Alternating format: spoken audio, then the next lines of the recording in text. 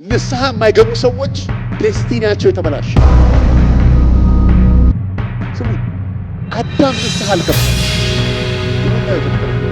አንተ ሰው ነው ወጣ አንተ የሰጠኸኝ ሴት ንስሐ አልገባም። አዳም ለምን ሪስቶር እንዳልተደረገ አይገባኝ። ሌላው ንስሐ አልገባ ሰው ማን ነው? ሳኦል፣ ንጉሥ ሳኦል አልገባም። እስከ መጨረሻው ሄዳችሁት አልገባም። ይህንን ሁሉ ሜስ እያደረገ ንስሐ ያልገባ ሰው ሌላ ሳኦል። አዳምም ንስሐ አልገባም። ሳኦልም ንስሐ የዘመኗ ቤተ ክርስቲያን የጣለችው የጠፋባት አንድ ነገር ቢኖር ተቀመጡ። ለመጨረሻ ጊዜ ይቅር በለን ያለው መቼ ነው?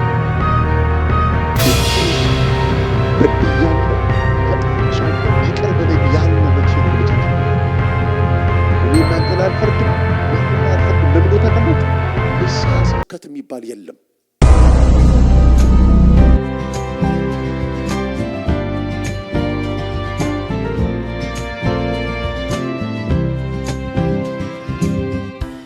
ክብር ለእግዚአብሔር ይሁን። ጌታን እጅግ አድርገን እናመሰግናለን። እግዚአብሔር መልካም ነው፣ ደግ ነው፣ ቸር ነው።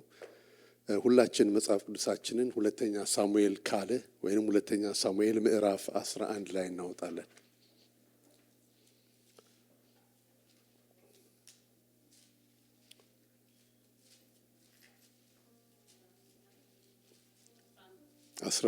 ምዕራፍ 11 ሁለተኛ ሳሙኤል ምዕራፍ 11 ወይንም መጽሐፈ ሳሙኤል ካለ በድሮ ትርጉም ምዕራፍ 11 እንዲህ ይላል። እንዲህም ሆነ በዓመቱ መለወጫ ነገሥታት ወደ ሰልፍ በሚወጡበት ጊዜ ዳዊት ኢዮአብን ከእርሱ ጋር ባሪያዎቹን እስራኤልን ሁሉ ሰደደ። የአሞንንም ልጆች አገር አጠፋ፣ ረባትን ከበቡ። ዳዊት ግን በኢየሩሳሌም ቀርቶ ነበር። እንዲህም ሆነ ወደ ማታ ዳዊት ከምንጣፉ ተነሳ፣ በንጉሡም ቤት በሰገነት ላይ ተመላለሰ። በሰገነቱ ላይ አንዲት ሴት ትታጠብ አየ። ሴቲቱም መልከ መልካም ነበረች። ዳዊት ስለ ሴቲቱ ጠየቀ። አንድም ሰው ይህች የኤልያብ ልጅ የኬጢያዊ የኦርዮን ሚስት ቤርሳቤ አይደለችምን? አለ። ዳዊት መልእክተኞች ልኮ አስመጣት። ወደ እርሷም ገባ። ከርኩሰቷም ነስታ ነበረና ከእርሷ ጋር ተኛ። ወደ ቤቷም ተመለሰች። ሴቲቱም አረገዘች። ወደ ዳዊት አርግዣለሁ ብላ ላከችበት። ዳዊትም ወደ ኢዮአብ ኬጢያዊን ኦርዮንን ስደድልኝ ብሎ ላክ። ኢዮአብም ኦርዮን ወደ ዳዊት ሰደደው። ኦርዮን ወደ እርሱ በመጣ ጊዜ ዳዊት የኢዮአብን የሕዝብ ደህንነት ሰልፉም እንዴት እንደሆነ ጠየቀው። ዳዊትም ኦርዮን ወደ ቤት ሂድ፣ እግርህን ታጠብ አለው። እርሱም ከንጉሡ ቤት ሲወጣ ማለፊያ የንጉሥ መብል ተከትሎት ሄደ። ኦርዮ ግን ከጌታው ባሪያዎች ሁሉ ጋር በንጉሥ ቤት ደጅ ተኛ፣ ወደ ቤት አልወረድም። ኦርዮን ወደ ቤት አልሄደም ብለው ለዳዊት ነገሩት። ዳዊት ኦርዮን አንተ ከመንገድ የመጣህ አይደለህምን? ስለምን ወደ ቤት አልወረድክም አለው። እርሱም ዳዊትን ታቦቱና እስራኤል ይሁዳም በጎጆ ተቀምጠዋል፣ ጌታዬ ኢዮአብና የጌታዬ ባሪያዎች በሰፊ ሜዳ ሰፍረዋል። እኔ ልበላና ልጠጣ ወይስ ከሚስቴ ጋር ልተኛ ወደ ቤት እሄዳለሁን? በሕይወትና በሕያው ነፍስ እምላለሁ ይህን ነገር አላደርገውም አለ ይላል። ክብር ለእግዚአብሔር ይሁን። ሐሳቡን እንግዲህ የቀጠልኩ ሄዳለሁ። ዛሬ የምናየው ሐሳብ ምዕራፍ 11 እና ምዕራፍ 12 ነው። የአንድ ንጉሥ ታሪክ ነው። ግን በዚህ ንጉሥ ታሪክ ጀርባ በጣም ብዙ ሊያስተምሩን የሚችሉ የህይወት እሴቶች በዚህ ውስጥ እናያለን። ይሄ ሰው እንግዲህ የእስራኤል ንጉሥ ነው። ንጉሥ ዳዊት በእግዚአብሔር የተወደደ ነው። እግዚአብሔር እንደ ልቤ ብሎ የጠራው ሰው ነው። በህይወታችሁ ባልሆነ ባልተደረገ ብላችሁ ከህይወታችሁ ልታወጡት ከምትችሉት ታሪክ መካከል ዳዊት ቢጠየቅ ይሄንን ታሪክ ሊሆን ይችላል። ባልሆነ በህይወቴ በቃ የሆነ አይዊሽ ይሄ ነገር ህይወቴ ውስጥ ባይኖር ብሎ ሊጠራ ከሚችላቸው ታሪኮች መካከል አንዱ ይሄ ታሪክ ነው ብዬ አምናለሁ። አንዳንዴ ወደ ኋላ እንመለስና ሪግሬት የምናደርግባቸው የምንጸጸትባቸው አንድ የሆነ ታሪክ ይኖረን ይሆናል። ከባድ የሆኑ ታሪኮች በቃ ይሄንን ዲሲሽን ባላደረኩት ኖሮ ብለን የምንላቸው እና ይሄ ዳዊት ታሪክ ነው። አንድ ሁለት ቦታዎች ከባድ ፋውል የሰራበት ስህተት የሰራባቸው ታሪኮች መካከል አንዱ ይሄኛው ታሪክ ነው። ለምን መንፈስ ቅዱስ ወደዚህ እንዳመጣኝ አላውቅም። በጣም ብዙ ነገሮች ላካፍል ታግዬ ነው ወደዚህ ነገር ጌታ ያመጣኝና መልእክት እንደሆነ ይገባኛል። ሲጀምር ታሪኩ የሚጀምረው እንደዚህ ብሎ ነው። ነገስታት ሰልፍ ወደ ሰልፍ በሚወጡበት ጊዜ ነው ይላል። ጊዜው ወቅቱ የነገስታት ሰልፍ የሚወጡበት ወይንም የጦርነት ጊዜ ነው። የእስራኤል ታቦት እዛ አለ፣ ሰራዊቱ እዛ አለ። የሰራዊቱ አዝማች ኢዮአብ በዛ ቦታ ላይ አለ። ታቦቱ ማለት ህልውናው ነው። ታቦቱ ማለት ድምጽ የሚመጣበት ነው። ታቦቱ ማለት የእግዚአብሔር ክብር ነው። እሱ ሜዳ ላይ ነው ያለው። ዳዊት ግን በምን ቀረ ይላል? በቤተ መንግስቱ ውስጥ ቀረ ብሎ መጽሐፍ ይነግረናል። እና መገኘት በማይገባው ቦታ ላይ ዳዊት ተገኘ። ባትል መገኘት ሲገባው ቤድሩም ውስጥ ተገኘ። እሱ ጦርነት ውስጥ መገኘት የሚገባው ሰው እንደሆነ እናያለን። እና ይህን ታሪክ ሳጠና ምናልባት ዳዊት ጦርነት ውስጥ ቢሆን ኖሮ ብላችሁ አስባችኋል? እዛ ስፍራ ላይ ቢሆን ኖሮ ይሄ ታሪክ ሌላ ታሪክ ይጻፍልን ነበር፣ ወይንም ስለ ዳዊት የምንሰማው ሌላ ነገር ነበር። አያችሁ? እና መገኘት የማይገባው ቦታ ላይ ስለተገኘ ወይንም ማድረግ የሚገባውን ነገር ስላላደረገ እነዚህ ከታች የምንሰማቸው ታሪኮች በሙሉ ተጽፎልናል። ምን እንደተማርኩ ልንገራችሁ። በእግዚአብሔር ፈቃድ ውስጥ ሆነን ስንት መከራ፣ ስንት ችግር፣ ስንት ተግዳሮት አመልጠናል መሰላችሁ? ፈቃዱን በመፈጸም ውስጥ አያችሁ። ለፈቃዱ ስትገኙ፣ ለሐሳቡ ስትገኙ የምታመልጡት ነገር አለ።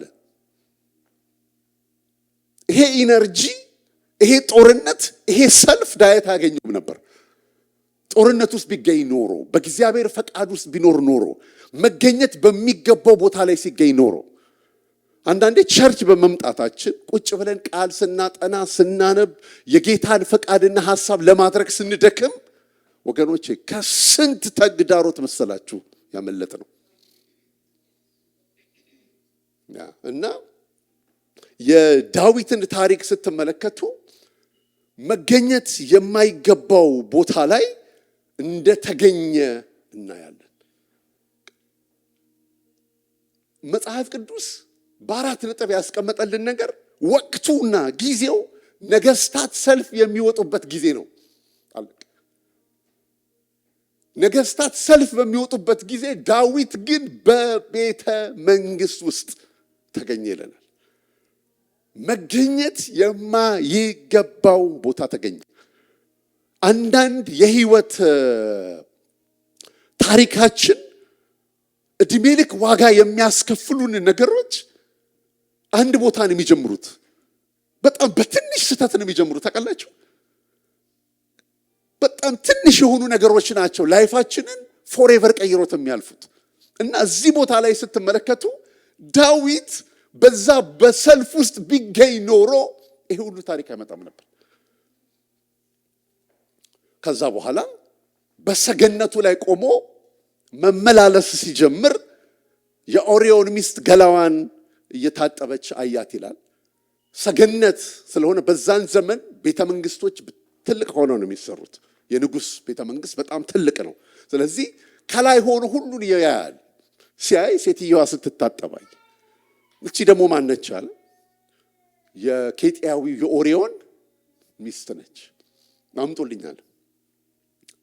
ከዛ በኋላ ወደ እሷ ከርኩሰቷ ነስታ ነበርና ከእሷም ጋር ገባ፣ አብሯት ተኛ ብሎ መጽሐፍ ቅዱስ ይናገራል። ኢዮብ መጽሐፍ ላይ ምን ብሎ ይናገራል? ቆነጃጅቱን እንዳላይ ከዓይኔ ጋር ቃል ኪዳን ገባሁ አደረግኩ ይላል። ለስትፉሊ ወይንም በምኞት እንዳላይ። አሁን ይሄን ሁሉ ያመጣበት ማየቱ አይደለም የመጀመሪያው አይደል? የመጀመሪያው መገኘት የማይገባው ቦታ ላይ መገኘቱ ነው። ይኸውላችሁ በእግዚአብሔር ፈቃድ ውስጥ ስንሆን፣ ስናገለግል፣ ድምፁን ስንሰማ፣ ጸጋችንን፣ ዘመናችንን፣ ገንዘባችንን፣ ህይወታችንን በእግዚአብሔር ፈቃድ ላይ ስናስቀምጥ የምናመልጣቸው ብዙ ጦርነቶችና ሰልፎች አሉ። ከዛ በኋላ ስትመለከቱ ዳዊት አየ፣ አስገባት፣ አብሯት ተኛ። ካየ በኋላ አቃተው። በቃ አንዳንዴ ትልቁ ችግር ማየት ነው። በዓይኔ ገባ ይላሉ። አቃተው በቃ። ምክንያቱም የምናየው ነገር፣ የምንሰማው ነገር ህይወታችንን አፌክት ያደርገናል። እያየሁ ምንም ልሆን እችላለሁ ብለህ ማለት አትችልም። አሁን በዚህ ዘመን ስትመለከቱ ብዙ ነገር የሚታይ ነው። የሆነ ነገር ለማየት የሆነ ቦታ መሄድ የለባችሁ። እጃችሁ ላይ ነው ሁሉም ነገር ያለው። በማየት ነው። ተበልቶ አልቋል ትውልዱ። ታውቃላችሁ፣ በማየት ነው። ይሄ ማይቲ የሆነ እግዚአብሔር ሰው፣ የእስራኤል መብራት ነህ የተባለ የእግዚአብሔር ሰው፣ እግዚአብሔር እንደ ልቤ ብሎ የመሰከረለት የእግዚአብሔር ሰው ተሸነፈ። ማየት የማይገባውን ነገር ስላይ። ለዚህ ነው መጽሐፍ ቅዱስ ከክፉ የጎልማሳነት ምኞት ሽሽ ነው የሚለው። አቅም የለም መሸሽ ነው። እዛ ጋር ቆመ በኢየሱስ ስም እችለዋለሁ አደርገዋለሁ ካልክ የምትገኝበት ቦታ ሌላ ነው። ሽሽ የተባልከውን ቦታ ሽሽ። ሁሌ ላለው አንዳንድ ኃጢአት በፋይት ነው፣ አንዳንድ ኃጢአት ደግሞ በፍላይት ነው። ከኃጢአት ጋር ደም እስከ ማፍሰስ ድረስ አልተጋደላችሁም ይላል መጽሐፍ ቅዱስ። የምንጋደልበት ቦታ አለ። አንዳንዱን ኃጢአት ደግሞ በፍላይት ነው፣ ሽሽ ብሎ መጽሐፍ ቅዱስ ይናገራል። ስለዚህ ይሄ የሆነበት ዳዊት ሰው አይደል፣ በቃ ወደቀ፣ ተሳሳተ። በኋላ ይሄ ታሪክ በሆነ ጊዜ፣ ይሄ ነገር በተከናወነ ጊዜ ስተትን በስተት ለማረም ነው ዳዊት ሄደው። ትልቁ ስተት ደግሞ አንድ የመሳሳቱ ሳይሆን የተሳሳተውን ስህተት በስተት ለማረም ሲሞክር ትመለከታላችሁ። እግዚአብሔር በዙፋኑ ላይ ነው ያለው። በጥሪውና በጸጋ ስጦታው አይጸጸትም። ዝም ብሎ ያየዋል እግዚአብሔር። ምናልባት ይህንን ነገር ማስተካከል የሚችልበት ሌላ መንገድ ይኖር ይሆን? ምናልባት ኦሪዮንን ጠርቶ ይቅርታ መጠየቅ ይኖርበት ይሆን? ነገሩን አድሚት ማድረግ ሊኖርበት ይሆን? አናቅም።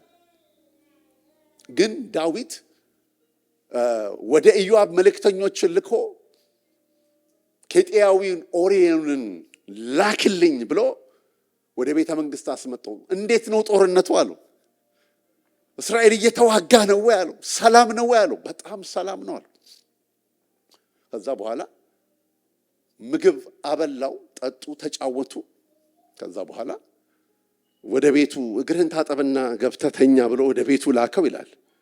ሲልከው ኦሪዮን ሄዶ አገልጋዮች በሚተኙበት ስፍራ ላይ፣ የሱ ባሪያዎች በሚተኙበት ስፍራ ላይ ሄዶ ተኛ ብሎ መጽሐፍ ቅዱስ ይናገራል።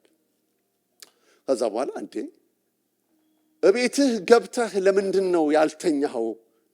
ሚስት አለች፣ የምትናፈቅነች፣ ከቤተሰብ አለው። ይሄ ሰውዬ ኦሪዮን የሚባለው ሰው ያልተወራለት ሰው ነው። ከዳዊት በላይ የሚወራ ታሪክ አለው ብዬ የማምነው ሰው ነው ኦሪዮን። የሚገርም ኢንቴግሪቲ ያለው ምን አይነት አንደርስታንዲንግ ያልተወራላቸው ሰዎች አሉ መጽሐፍ ቅዱስ ላይ። አንዱ ኦሪዮን ነው። ይሄ ሰው ሲናገር ምን ብሎ ነው የተናገረው? ታቦቱ አለ እስራኤል ይሁዳም በጎጆ ተቀምጠዋል አለ። ጌታዬ ኢዮአብ በሜዳ ሰፍሯል። እኔስ ልበላና ልጠጣ ወይስ ከሚስቴ ጋር ልተኛ ወደ ቤት እሄዳለሁ አለ። ፕሌዠር አያምረኝም አለ። የእስራኤል ታቦት በምድረ በዳ ተቀምጦ ወታደሮች በትግል ላይ ሆነው ያ ጀነራል ኢዮአብ የሚባለው ሜዳ ላይ እየተኛ እኔ ከሚስቴ ጋር ገብቼ እንዴት ፕሌዠር አምረኛል።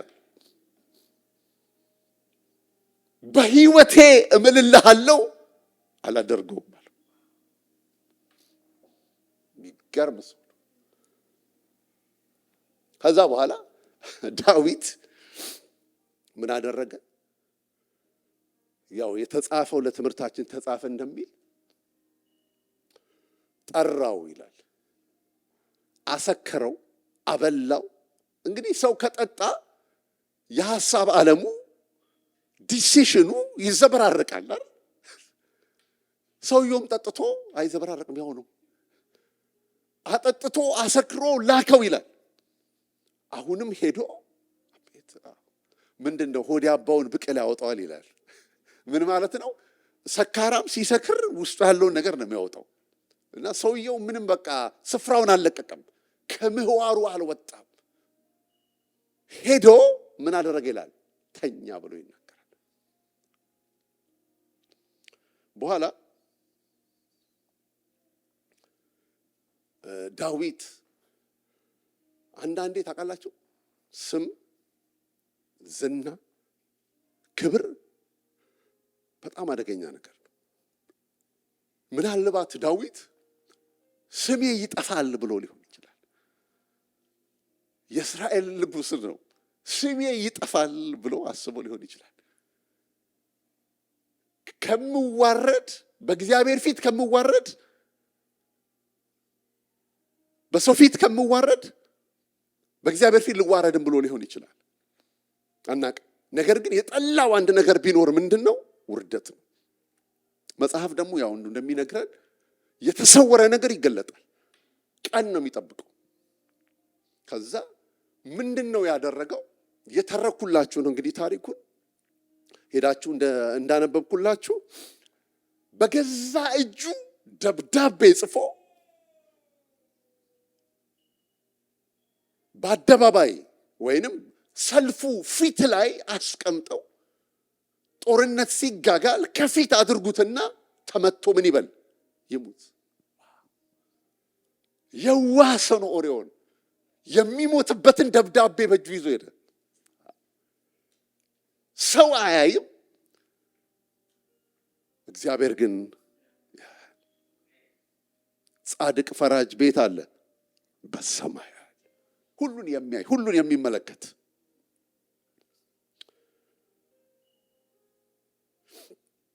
ከዛ በኋላ አለቀ። መጡና ለዳዊት ነገሩት። ከባድ ጦርነት ተካሄደ። እሺ ያለ ዳዊት ሊሰማ ይፈልገው አንድ ነገር ነው። ስለ ጦርነቱ አይደለም። ኦሪዮን ምን ሆነ? ሊሰማ የፈለገው እሱን። ኦሪዮንም በዚህ ሰልፍ ተገሏል ብለው አሉት። አይ ምንም አይደለም አለ። ሰይፍ አንዴ አንዱን ያጠፋል፣ አንዴ ሌላውን ያጠፋል ብሎ ዳዊት ያንን ነገር ተናገረ። ከዛ በእነዚህ ጊዜያቶች ውስጥ 1 ዓመት ውስጥ ነገሮች ድምፅ የሚባል ነገር የለም። ነገሮች ከቨር ተደርገዋል። ተቀብሮ የሚቀር ነገር መስሎታል ዳዊት። ሁሉ ነገር አክትሟል። እንደውም ባሏ ከተገደለ በኋላ አዘነች። ካዘነች በኋላ ወደ ቤቱ አመጣት፣ አረገዘች፣ እንደውም ልጅ ወለደች። ሚስቱ አደረጋት፣ አስገባት ብሎ ሰላማዊ ኑሮ እየኖረ ያለ እግዚአብሔር መጣ። ዋው! እሱን ታሪክ ምዕራፍ 12 ቁጥር 1 ላይ እግዚአብሔርም ናታንን ወደ ዳዊት ላከ ይላል። ወደ እርሱም መጥቶ አለው፣ እንደዚህ አለው፣ በአንድ ከተማ አንድ ባለጠጋ አንድም ድሃ የሆነ ሰው ሁለት ሰዎች ነበሩ። ባለጠጋውም እጅግ ብዙ በግ ላም ነበሩ። ለድሃው ግን ከገዛት አንዲት ታናሽ በግ በቀር አንዳች አልነበረውም። አሳደጋት፣ ከልጆቹም ጋር በእርሱ ዘንድ አደገች። እንጀራውን ትበላ፣ ከዋንጫውም ትጠጣ፣ በብብቱም ትተኛ ነበር። እንደ ልጁም ነበረች። ወደ ባለጠጋው እንግዳ በመጣ ጊዜ ከበጉና ከላሙ ወስዶ ለዚያ ወደ እርሱ ለመጣው እንግዳ ያዘጋጀለት ዘንድ ሳሳ። የዚያንም የድሃ ሰው በግ ወስዶ ለዚያ ለመጣው ሰው አዘጋጀ። ዳዊትም በዚያ ሰው ላይ እጅግ ተቆጥቶ ናታንን ሕያው እግዚአብሔርን ይህን ያደረገ ሰው የሞት ልጅ ነው አለው። ይህን አድርጓልና አላዘነምና ስለ አንዲቱ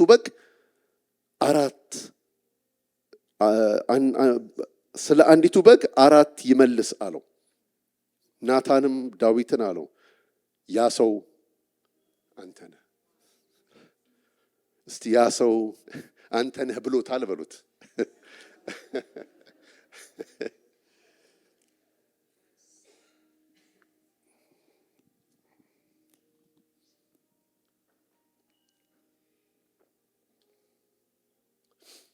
ይሄ ናታን የሚባለው ሰው በጣም የምወደው ሰው ነው።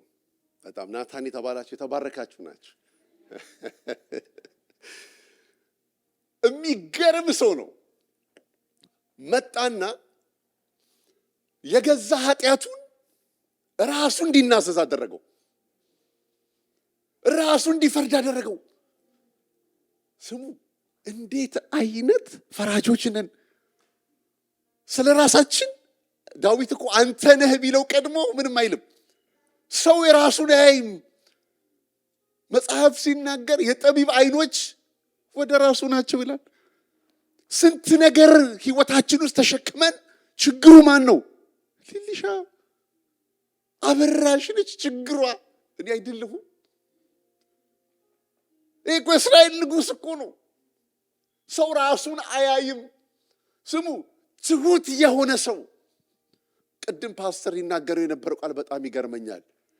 ወደዚህ ወደ ትሁት በቃሌ ወደሚንቀጠቀጥ ወደዚህ ሰው እመለከታለሁ። ስብር የሚል ሰው፣ በድያለሁ አጥፍቻለሁ የሚል ሰው ጥሩ ነው። እርግጥ ነው ዳዊት ይሄ ልብ አለው እናውቃለን። እዚህ ቦታ ላይ ግን እኔ የማስተዳድራት ከተማ ውስጥ እኔ በንግስና የተቀመጥኩበት ከተማ ውስጥ እንዲህ ያለ ሰው ይሞታል፣ 4 እጥፍ ይከፍላል ብለዋል። እኔ እንዲህ አይነት ነቢያቶችን እግዚአብሔር ያብዛልን። የእግዚአብሔርን ድምፅ ይዘው መጥተው በድፍረት የሚናገሩ ስወዳትችን ቃል ያ ሰው አንተ ነህ አለው። ሩቅ እንዳትሄድ አለው። የዘመኑ ነቢይ ቢሆን እንደዚህ አይደለም የሚለው። ዙፋንህን እግዚአብሔር ያጸናዋል። ለሚስትነት እኮ መጀመሪያም እኮ አንተ ሚስት ነበረች። ይኸው እኮ ታየ፣ አስገባልህ፣ እግዚአብሔር ወደ ጓዳ አስገባልህ። በቃ እንዲህ ነው የሚሉት። እውነቱን ይሄ ነቢይ ትልቁ የእግዚአብሔር ሰው የሚያሰኘው እውነቱን የሚናገር ሰው ነው። ለማ ለንጉሥ ስሙ፣ የመገደል እድል አለው፣ የመታሰር እድል አለው። ነገስታቶችን ማንም በዚህ ሌቭል አይገስጻቸውም። የነ መጥምቁ ዮሐንስ አንገት የተቆረጠው ነገስታትን ገስጸው ነው። ታውቃላችሁ? ደፋሮች ነበሩ። እውነተኞች የእግዚአብሔር ሰዎች የእግዚአብሔር ናቸው፣ የሰው አይደሉም። ኧረ አሜን። መጥምቁ ዮሐንስ ይሄንን ያደረገው የወንድምህን ሚስት ልታገባ አልተፈቀደልህም ስላለው ነው እስር ቤት የተወረወረው። አንገቱ ተቆርጦ የመጣው የሞተበት ኬዝ ነገስታት ስለገሰጹ ነው። ይኸውላችሁ ስለበሉ ስላልበሉ፣ ሰው ስለተቀበላቸው ስላልተቀበላቸው አይደለም። አንዳንድ ሰዎች እኮ ቤተ መንግስት ስለገቡ ፕራይም ሚኒስቴር ጋበዘን፣ ጠቅላይ ሚኒስቴር ጋበዘን፣ ንጉስ ጋበዘን ብለው የሚደሰቱ እኮ ሰዎች አሉ።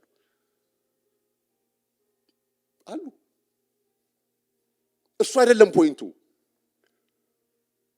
የተቀበሉትን መልእክት እግዚአብሔር የሚለውን ነገር ተናግረዋል፣ ገስጸዋል። ትንቢት ሰምታችኋል? የግሳጼ ትንቢት ተመለስ የሚል የምትሄድበት መንገድ ትክክል አይደለም፣ ተመለስ፣ ነገርህን ከጌታ ጋር አስተካክል የሚሉ የእግዚአብሔር አገልጋዮች ያስፈልጉናል። ይሄ ድምፅ ነው የሌለው። ይሄንን ያ ሰው አንተ ነህ።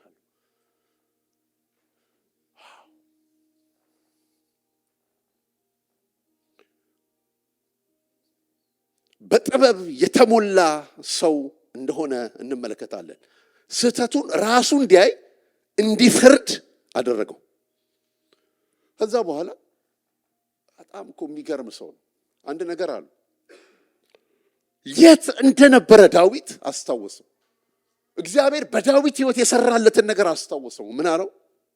በእስራኤል ላይ ንጉሥ ትሆን ዘንድ ቀባሁህ አለ። አቤት እግዚአብሔር!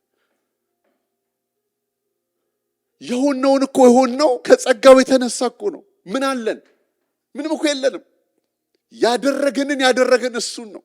የሆነው ከጸጋው የተነሳ ነው። ስለዚህ ምን አለው? በእስራኤል ላይ ንጉሥ ትሆን ዘንድ ቀባሁህ። አንድ ከሳኦል እጅ ታደግኩህ። የሳኦል ሰይፍ ተወርውሮ ያላገኘህ እኔ ስለጠበቅኩህ እኮ ነው። እኔ እኮ ስለራራውልህ እኮ ነው። በቀኝም በግራም በውጭም በውስጥም ስለጠበቅኩህ ነው። ይህንን አደረግኩልህ። የጌታህን ሚስቶች በብብትህ አስታቀፍኩህ። የእስራኤልንና የይሁዳን ቤት ሰጠውህ። ሁሉን ነገር አደረግኩልህ። ያልሰጠው ነገር ምን አለ ይላል። ያችን በር ብትከፍቷት ጥሩ ነው። ትንሽ የሞቀ ነው መሰለኝ። ዳኒ ምን አለው? ይህም አንሶ ቢሆን ኖሮ ከዚህ በላይ ጨምሬ በሰጠው ነበር። አነሰኝ ብትል ጨምርልህ ነበር። ነገር ግን እንደ ልጁ የሚንከባከባትን አብራው የምትተኛውን እንደ አይኑ የሚሳሳላትን አንዱን በግ ወስደህ አረድክበት፣ ነጠቅከው። ይህንን ነው ያደረገው። ሚስት አይደለም፣ ሚስቶች አሉ። ብትጠይቀኝ አንሶ የሚያስፈልግህን ነገር ሁሉ እኔ ላደርግልህ እችል ነበር። አሁን ግን ይህንን አደረክ ብሎ ሲናገር እናየዋለን። ይሄ ነገር የት ጀመረ? እሱ ነው ዋናው መልእክቱ። የት ነው የጀመረው? ነገስታት ሰልፍ በሚወጡበት ጊዜ ነው የጀመረው ነገሩ። አያችሁ፣ አንድ ስህተት ይዞት ወዴት እየሄደ እንደሆነ ተመልከቱ። ነገስታት ሰልፍ በሚወጡበት ጊዜ ሲምፕል እኮ ለእግዚአብሔር ነገር ቢዚ ቢሆን መገኘት በሚገባው ቦታ ላይ ቢገኝ ኖሮ ይሄ ሁሉ ታሪክ አይፈጠርም ነበር። የጀመረው እሷ ጋር። ስለዚህ ምን አለው? 3 ነገሮች ይመጡብሃል አሉ። ያደረገው አንድ ነገር ነው። በዳዊት ላይ የመጣበት ነገር ግን ከባድ ነው። የተቀባ ነው። የእግዚአብሔር ሰው ነው። እግዚአብሔር የወደደው ነው። የእስራኤል መብራት ነው። የእስራኤል ንጉሥ ነው። አንተ ያጥንታችን ፍላጭ የስጋችን ቁራጭን እንገዛልሃለን ብሎ ድፍን እስራኤል የመጣ ሰው ነው። እንደውም እኮ ዳዊትን አንተ ወደ ጦርነት መውጣት የለብም፣ አንተ የእስራኤል መብራት ነህ፣ ብትቀመጥ ይሻላል፣ ብትሞት ይሻላል፣ ቤተ መንግስት ብትሆነን ይሻላል ብሎ የሚሉት እኮ ሰው ነው። እሱ ግን ሰልፍ መውጣት በሚገባበት ሰዓት ላይ በቤተ መንግስት በመቀመጡ ያቺን ሴት አየ። እዚህ ሁሉ ቤት ውስጥ ገባ። በኋላ 3 ነገር ይሆናል አለው። አንደኛ ሰላም ለዘላለም ከቤትህ አይርቅም አለው። አይገርምም? ሰላም ለዘላለም ከቤትህ ይርቅ አላለው። ሁለተኛ ዓይንህ እያየህ ሚስቶችህን ወስጄ ላንተ ቅርብ ለሆነ ሰው ሰጣለሁ አለው። ሶስተኛ የተወለደው ልጅ ይሞታል አለው። ስሙ እንግዲህ ያው እግዚአብሔር የሚወደውን ምን ያደርጋል? ይቀጣል። ይምራልም ይቀጣልም። ቅጣት የሚባል ነገር አለ። ሰው የመንገዱን ፍሬ ይበላል። ለዚህ ነው መጽሐፍ ሲናገር ስሙ ይኸውላችሁ፣ አዲስ ኪዳን ውስጥ ስላለን ምንም ነገር ይሆናል ብላችሁ እንዳትገምቱ። አንድ ሰው ሲሰርቅ ተገኘ። ከዛ በኋላ እግዚአብሔር ይቅር አለው ስለሰረቀ። ተይዞ ስለነበር ግን እስር ቤት አይደለም ሰማይ ምድር ላይ ቅጣት አለው። ለዚህ ነው ገላትያ ላይ ሲናገር አትሳቱ ይላል። ሰው የሚዘራውን ያንኑ ያጭዳል።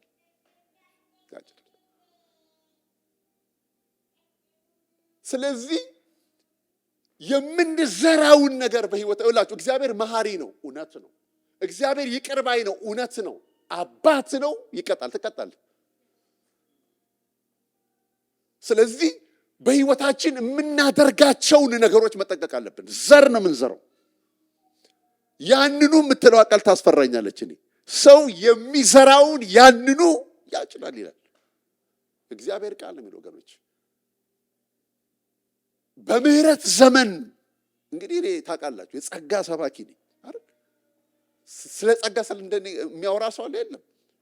ስለ ምህረት በጣም የገባኝ ሰው ነኝ። አንድ ነገር ደግሞ ዛሬ ልምከራችሁ። እግዚአብሔር ይቀጣል እያልኳችሁ ነው። ይቀጣል። አባት እናንተ እግዚአብሔር አለ እናንተ ልጆቻችሁ ተቀጡ የለ እንዴ? ተቀጣላችሁ እኮ ዲሲፕሊን እንዲሆኑ ትክክለኛ ካራክተር እንዲኖራቸው ይቀጣል። ስለዚህ ነገ ንስሐ ልገባ እችላለሁ እያልን ፕላን እያደረግን በኃጢአት መኖር የለብን። በጽድቅ በቅድስና እግዚአብሔርን በመምሰል እንድንኖር ነው በዚህ ዓለም ላይ የተጠራ ነው። ትረስት ሚ የመንገዳችንን ፍሬ ነው የምንበላው። I'm telling you we need to be careful። አይዘበትበትም እግዚአብሔር። ሰው የሚዘራውን ያንኑ ያጭዳል። ስለዚህ ዳዊት ከንግስናው ተነሳ አልተነሳም፣ እንደ ልቤ ብሎታል፣ አዎ ብሎታል። ነገር ግን ትልቁ ችግር ምንድን ነው ካላችሁ ይኸውላችሁ በጣም ገብታችሁ የዳዊትን ህይወት ብትመለከቱ ሜስ ነው። I'm telling you እዛው 13ኛው ምዕራፍ ላይ አምኖን ትዕማርን ወንድ ልጅ ሴት ልጁን ሬፕ አደረገበት። ጀመረ ሰይፉ። አቤሴሎም ተነሳና አምኖንን ገደለ። በጣም ቀውጢ እኮ ነው የሆነው። ሰውየው የሰራው እኮ አንድ ነገር ነው ወገኖች። እቀጣሃለሁ አለው።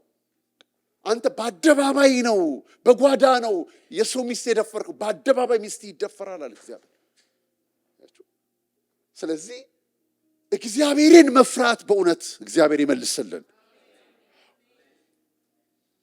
እግዚአብሔር የሚፈራ አምላክ ነው። I'm telling you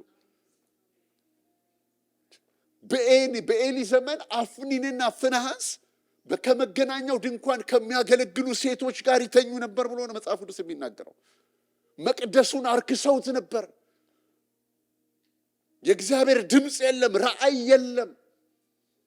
በቀደም ፓስተር ይናገር ነበር። ራእይ ላይ ባለችው ቤተክርስቲያን የተከናወነው ነገር እሱ ነው። ምንድነው የሆነው? አምልኮ አለ፣ ዝማሬው አለ፣ ሁሉ ነገር አለ። ጌታ ግን ከየት ነው? ተቀደሱ፣ ተመለሱ፣ ህይወታችሁን ስጡ ቢለን ለራሳችን በረከት ነው። ደግሞ አቅም ላጣ ሰው እግዚአብሔር ምሕረት አለው። ትዕቢተኞችን ግን እግዚአብሔር ይቃወማል ይላል። ለትሑታን ግን ጸጋን ይሰጣል ይላል። በጣም ነው የሚገርም። ስለዚህ ያ እንደሆነ እንመለከታለን። ይሄ ሰው ከባድ ሰው ነው። ወደ መጨረሻው መልእክቴ እየመጣው ነው። ይህ ሰው በጣም የእግዚአብሔር ሰው ነው ናታን። ሁለተኛ ያደረገው ነገር ደግሞ ምንድን ነው? ሄዳችሁ ስትመለከቱ ልክ አሁን ሕፃኑ ሞተ። ከዛ በኋላ ሁለተኛ አረገዘች። ሁለተኛ ስታረግዝ የተረገዘውን ልጅ ስም መጥቶ ያወጣው ይሄው ነብይ ነው ናታን። መጣና ይሄ በእግዚአብሔር የተወደደ ነው ማን ነው አለ። ይድድያ ብሎ ጠራው ይላል። ሰለሞን ነው አይደለም? አሁን እግዚአብሔር ወዶታል ሰለሞንን። የእግዚአብሔር መለኮታዊ አጀንዳ እንዲቀጥል ያደረገ ሰው ነው። ለምን? አዶንያስ ሊነግስ በነበረ ጊዜ አዶንያስ ነግሷል ተብሎ መለከት ሲነፋ እንደሱ አይደለም ብሎ የሰለሞንን እናት ይዞ ወደ ንጉሱ ገብቶ እግዚአብሔር ያየውን ዲቫይን ኦርደር ያስቀጠለ ሰው ነው። ኖ ኖ ኖ ኖ ኖ በእግዚአብሔር ልብ ውስጥ ያለው ንጉስ አዶንያስ አይደለም። ማን ነው? ሰለሞን ነው። ሰለሞን መንገስ አለበት ብሎ ሰለሞንን ወደ ንግስና ያመጣ ሰው ነው። ዳዊት ለእግዚአብሔር ቤት ካልሰራሁ ብሎ በቀና ጊዜ በቃ ቤት ካልሰራሁለት ካላደረኩለት ብሎ ባለ ጊዜ መጥቶ ይሄንን ስላደረክ እግዚአብሔር አለው አዎ ካንተ ጋር ዘላለማዊ ኪዳን ይገባል አለው። የክርስቶስ የዘር ሐረግ ባንተ በኩል ይመጣል። አንተ የደም ሰው ነህ። ስለዚህ አንተ ቤት ምን አትልም አትሰራም አለው። ይህንን ሁሉ መልእክት ይዞ የመጣ ሰው ነው ይህ ሰው። ከዛ በኋላ ስሙኝ፣ ይሄ ሁሉ ታሪክ ተከናውኗል። ቢቀጣኝም ይቅጣኝ። ኧረ አሜን።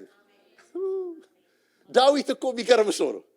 ይሄ ሁሉ ናዳ ህይወቱ ላይ የወረደ ቢቀጣኝም ይቅጣኝ፣ ስለዚህ በእግዚአብሔር እጅ መውደቅ ይሻለኛል ብሎ ያለ ሰው ነው። አሁን ወደ ዋናው መልእክቴ ልምጣላችሁ።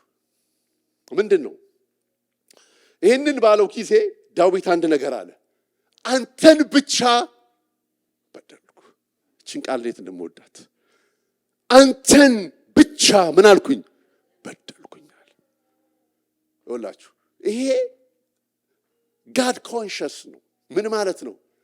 እግዚአብሔር ምን ይላል ብሎ የሚል ሰው ነው ዳዊት። ይሄ በጣም ትልቅ ነገር ነው። ሰዎች ነን፣ እንሳሳታለን። ሰዎች ነን፣ እናጠፋለን። ነገር ግን እዚህ ጋር ስትመለከቱ አንተን ብቻ በደልኳል። ምን አይነት ልብ ነው? በእግዚአብሔር ፊት የሚኖር ሰው ምን አለ? ሰው ምን አላለ? ዓርብ ዕለት እየነገርኳቸው ነበር። አንድ የሆነች ክሊፕ አየሁኝና ሰውየው እንደ ስብከት አድርጎ ነው የሚናገረውና በጣም ስለሚወዷቸው ሰዎች ተናገረ። ኮቢ ብራያን በጣም የተወደደ ሰው ነው አለ። ከ7 ዓመት በፊት ነው ምናምን ነው የሞተው አለ። በጣም እንደገና ማይክል ጃክሰን የሚባሉ ዘፋኝ ጠራው። ብዙ ሰዎች ይወዱታል አለ። እሱም የተወሰነ ዘመን ነበር ሞታል። እነዚህ ሰዎች በጣም ታዋቂ ሰዎች ናቸው አለና በጣም ይገርማችኋል፣ ተረስተዋል አለ። ተረሱ። በቃ ከተወሰነ ጊዜ በኋላ አፈር አልብሰው ከመጡ በኋላ ይረሳሉ። እና አሁን እኛ የምንጨነቀው አለ ሰው ምን ይለናል፣ ኢሜጄ ተበላሸ፣ ሰው ስለኔ ምን ያስባል እያለን የምንጨነቀው አለ። ይሄ ተጨነክለት ሰው አለ ከሞትከ በኋላ ይረሳል፣ ተረሳላችሁ። አንድ ሰው እንደዚህ ብሏል። ምን ብሏል? አንድ ነገር ነው ዊሽ የምታደርገው ነገር በህይወት ምንድነው አሉት። ከሞትኩኝ በኋላ ሰዎች ስለኔ ሲያለቅሱ የሚያለቅስልኝን ሰው ባይ፣ ከዛ በኋላ ደግሞ በቃ ጉድጓድ ውስጥ ካልገባው ምናምን ብሎ ሰዎች ሲያለቅሱ እሱም ባይ አለ። እንደገና ደግሞ ስለኔ ሰዎች የሚናገሩትን ነገር ባይ ምናምን አለ። በቃ እሱ ነው አለ።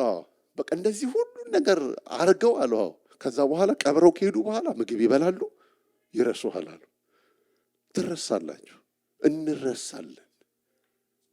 ሰው ምን ይለናል? ምን ያደርጋቸዋል? ሰው አንድ ጓደኛ አለኝ ሁሌ እንደዚህ ነው፣ ቢሌን አይከፍልልኝ ይላል። ሰው ምን ያደርግ ቢላችሁ የሚከፍልላችሁ የሚያኖራችሁ እግዚአብሔር ነው። ምን እያለ ነው? መልእክቴ ምንድን ነው? ስንኖር በእግዚአብሔር ፊት እንኑር ነው። ሰው ያወጣችኋል፣ ያወርዳችኋል፣ ያከብራችኋል፣ ያወርዳችኋል። ምድር ላይ ያለ ነገር ነው። ስለዚህ ኑሯችሁን ሰው ከፍ ዝቅ ባለ ቁጥር ከፍ ዝቅ አትበሉ። ኑሯችሁን በእግዚአብሔር ፊት ኑሩ። እግዚአብሔር ይመስገን።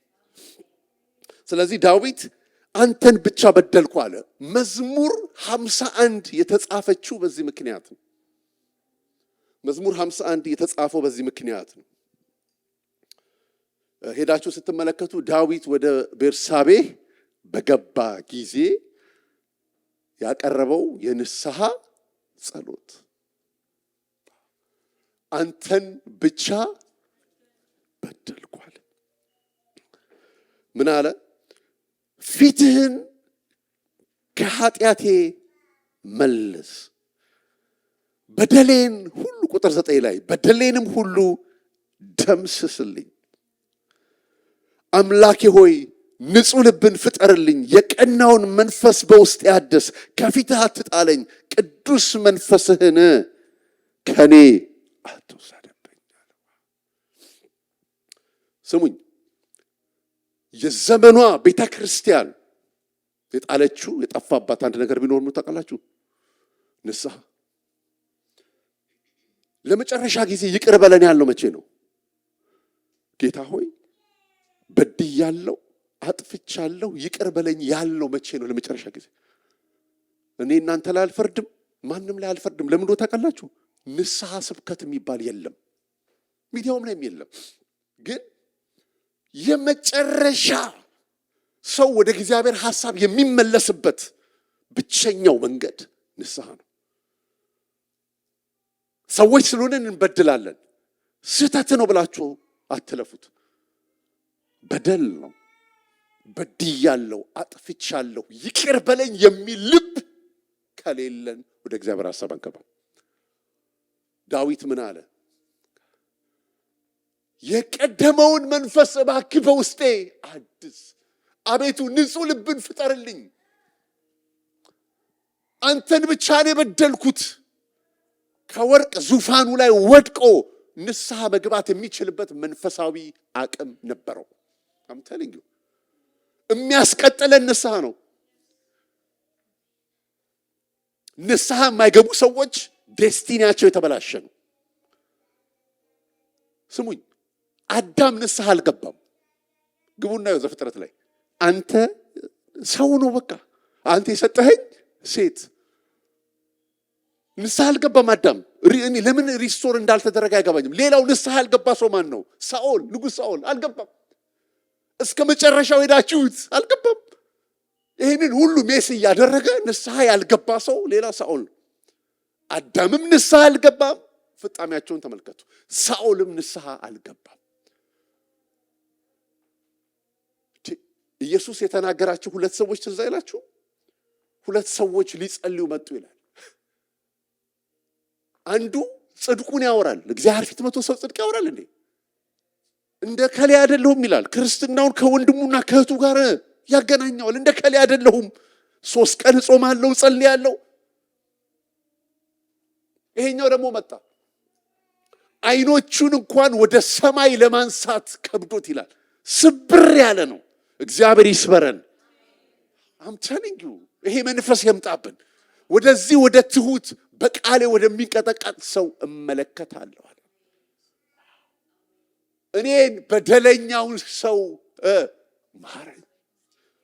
ትሁት ሰው ነው። አቃለሁ የሚል አይደለም። ትሁት የትኛው ሰው ጸድቆ የተሄገብ እግዚአብሔር ሰማይ የትኛውን ጸሎት የተቀበለው ይመስላችኋል አለ። ይሄኛው ትሁቱን ሰው። ስለዚህ ተመለሱ የሚለን ነቢይ ያስፈልገናል። ትቀባለህ። እግዚአብሔር ዓለምን ሲያዞርን ማየኝ የበረከት ደጆች እየተከፈቱልህ ነው። ቁልፎች ይታዩኛል። ተመለስ የሚል ሰው ጠፋ ወገኖች። የዘንድሮ ሁሌ እኮ መልካም አይደለንም። ሁሌ እኮ አካሄዳችን ትክክል እኮ አይደለም። የሚመልሱን ሰዎች ያስፈልጋሉ። ተሳስታችኋል የሚሉ የእግዚአብሔር ሰዎች እንደዚህ ነው የኖሩት። እስር ቤትም ይግቡ፣ አንገታቸውም ይቆረጥ፣ ይሙቱም ንጉሥ ዳዊትን የሚያህል ያንን ማይቲ ኪንግ ቻሌንጅ ያደረገ ሰው ነቢዩ ናታን ወረደና ከወርቅ ዙፋኑ ላይ እኔን በደለኛውን ማረኝ አለ። አቤቱ አለ ይቅር በለኝ አለ። ይሄ ልባችን ድንድን ካለብን እርዳኝ በሉት። ይሄ አለማመኔን እርዳ እንዳለ ይሄ የደነደነ ልቤን እባክህ ስበርልኝ በሉት። የእግዚአብሔር ቃል ነጥሮ የሚመለስ ከሆነ መነካት ካቃተን በጣም አስቸጋሪ ነው።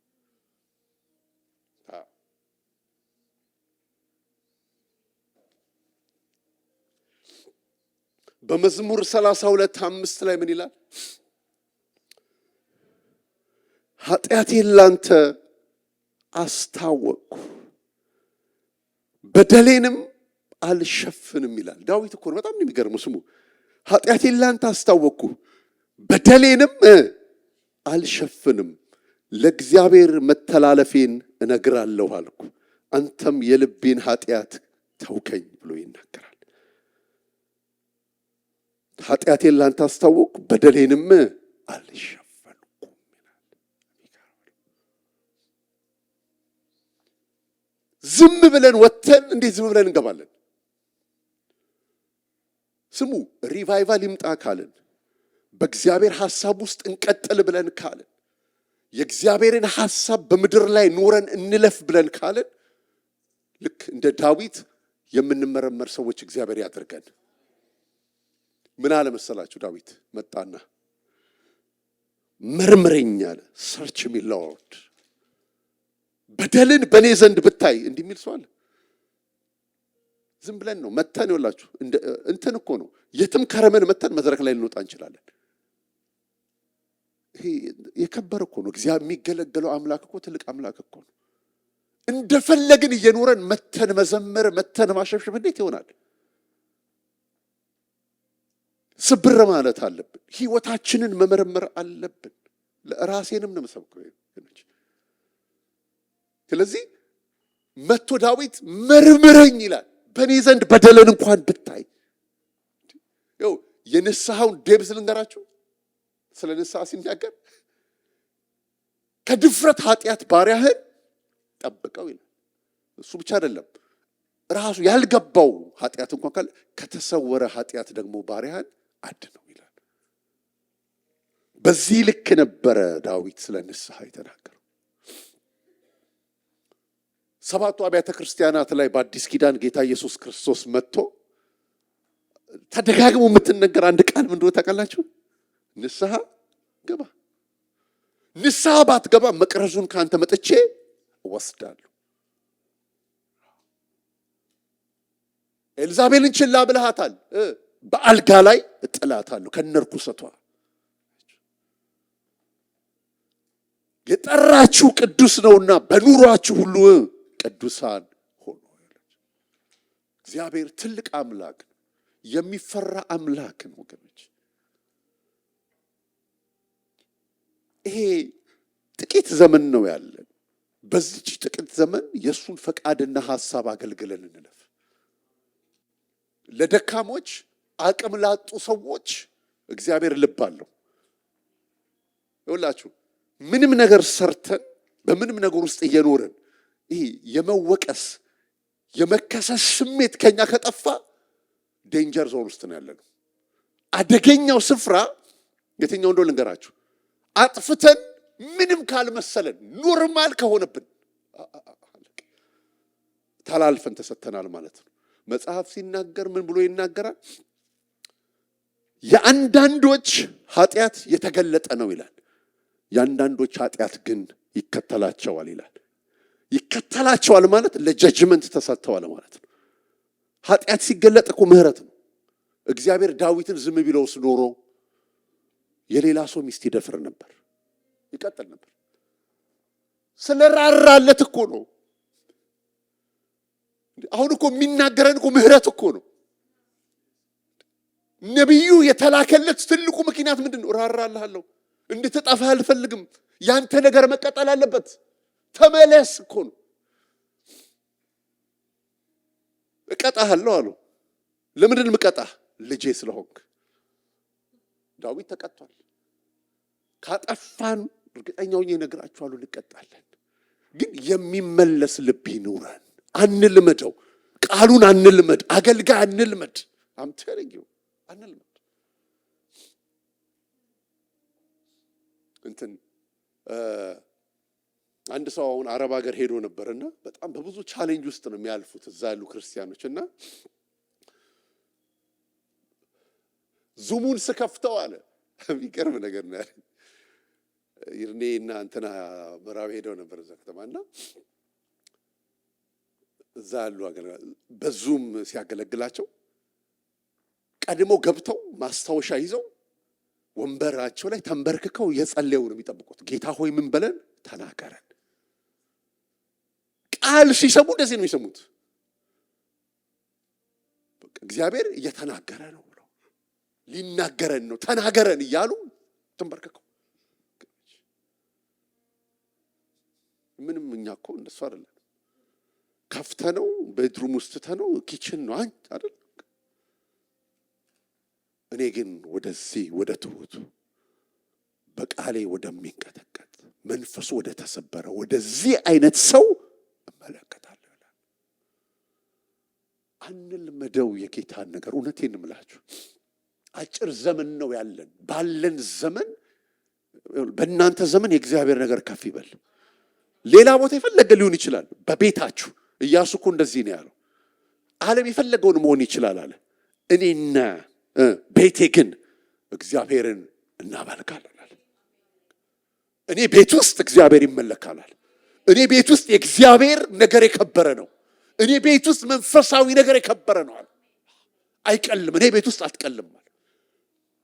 ስፍራ አለህ በእኔ ቤት ውስጥ ብሎ ነው ኢያሱ ያለው። እኔና ቤቴ ግን ግድግዳችን ላይ የምንለጥፈው ጥቅስ አይደለም።